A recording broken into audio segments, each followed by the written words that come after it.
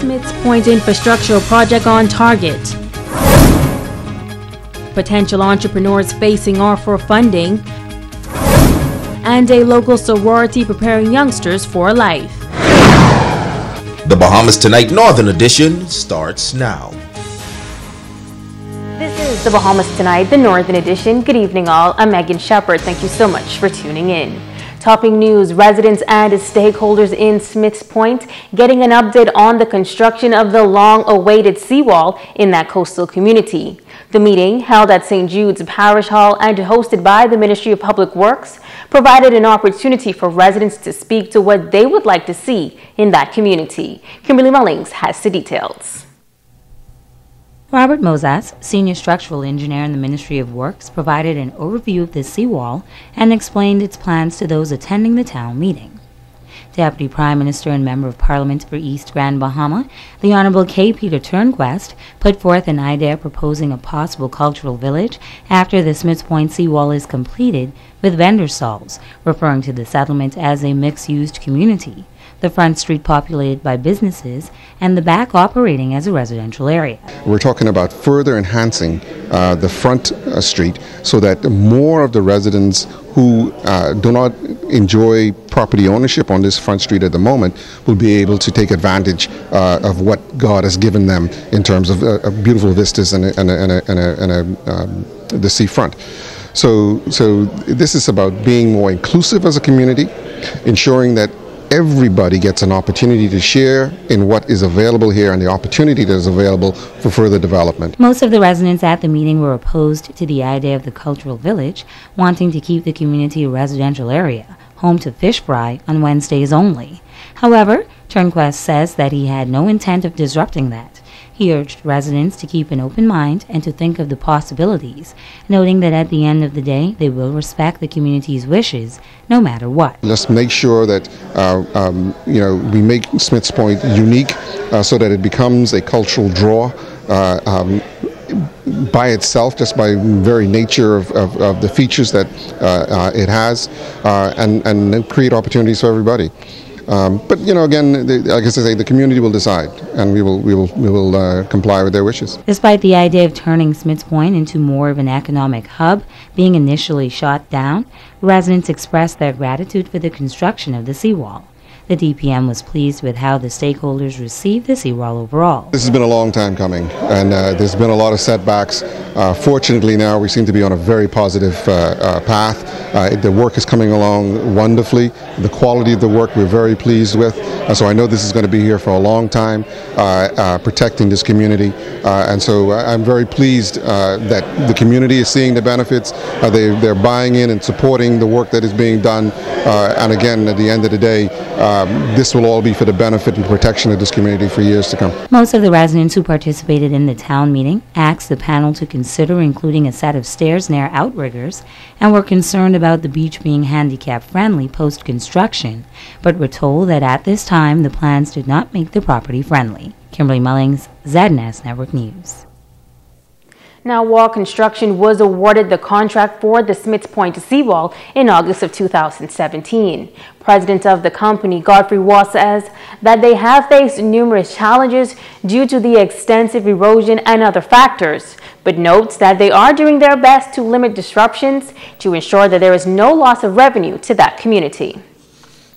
Right now, we're in a very tight spot near Gully Wash. However, we have discussed this, and we have been closing early on Wednesdays and reestablishing the fence line during fish fry, and also again on Saturdays. In addition to this, we supplied and compacted fill on the eastern end of the community to create more temporary parking during construction. Parliamentary Secretary in the Ministry of Works, Aram Lewis, commended the technical team for overseeing the Smiths Point seawall project, as well as Wall Construction on a job well done so far. It's very important to arrest any further erosion and wastage of land that you may have experienced.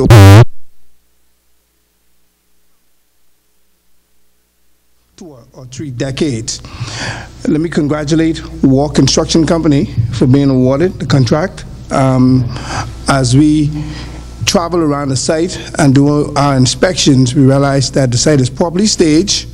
The sign is properly signed. The signs are erected along the highway, Midshipman Road, which speaks to ongoing activities on the site. So again, the staging is well done, and the workmanship to date, as far as I can see, is being very well executed. You've heard about the hit TV show Shark Tank. Well, now the Grand Bahama Port Authority is bringing Capitol Arena to a television near you.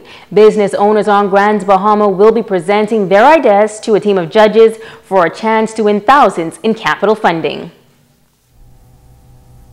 They are the Duchess, the Duke, and the Don, top executives of the Grand Bahama Port Authority and the judging panel of Capitol Arena.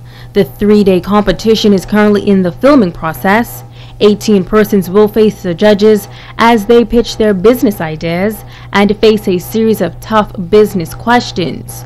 President of the Port Authority, Ian the Duke Rolls, says that the idea came about from a critical need for startup funding by entrepreneurs. What we want to do is to encourage unique businesses to be developed, not copycats, but very unique businesses, because the more unique it is, we feel, the more sustainable the business would be.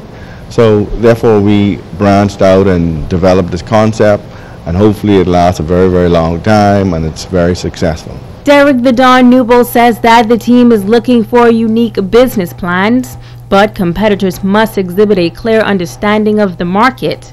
The task for the competitors, convincing the judges why they deserve up to $15,000 of funding.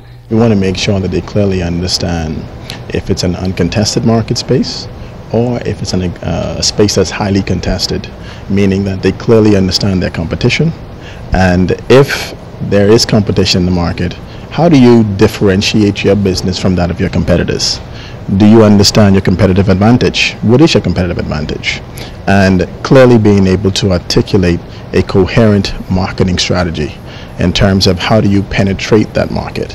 Another key component, an understanding of the financial aspect of running a successful business. Chief Financial Officer Deanne the Duchess Seymour will be on the lookout. Looking for those persons who have crisp accounting, maybe not necessarily the knowledge base, but they have like support from the financial side of things. It's very important because, of course, once we would have invested those funds into these various ideas, we want to make sure that it's going to give those persons a good return, so of course that they would last in business. Taping of the show will run for 3 days and produce a total of 6 episodes. The first to face the judges, 17-year-old Quinn Mallory. It was nerve-wracking, to say the least. I'm a representative of my father. It was my father's business, but unfortunately, due to circumstances beyond his control, he wasn't able to make it. But it was very eye-opening, and they help you to see a lot of the risk of the business. In the end, 4 new businesses and 2 existing businesses will receive funding, while all contestants will walk away with an eye-opening experience. In other news, police in Grand Bahama are investigating the circumstances surrounding the death of an American woman on board a cruise vessel. Police say shortly after midday on Friday, officers received information of a sudden death on board a cruise line that had arrived from Florida. As a result of initial investigations, an adult American male is assisting police with the investigation. Meantime, the body of that second missing person on the island of Bimini has been recovered.